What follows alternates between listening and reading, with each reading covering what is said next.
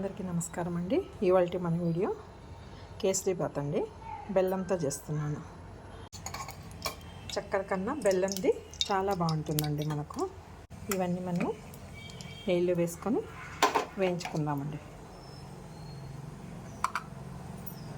బాగా వేయించుకోవాలండి. మంచి వాసన వచ్చేంత వరకు వేసుకుందాం. మనము వాటర్ పెట్టుకున్నానండి ఇటువైపు స్టవ్ మీద. అవి బాగా మరుగుతున్నాయి.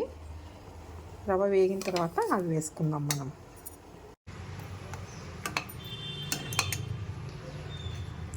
మీద పడుతుంది, మూత పెట్టేసుకుందాం.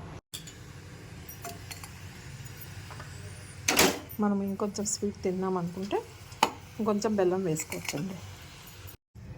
ఒకసారి మూత తీసి చూద్దామండి. బెల్లం మొత్తం కరిగిందో లేదో ఒకసారి చెక్ చేసుకుందాము.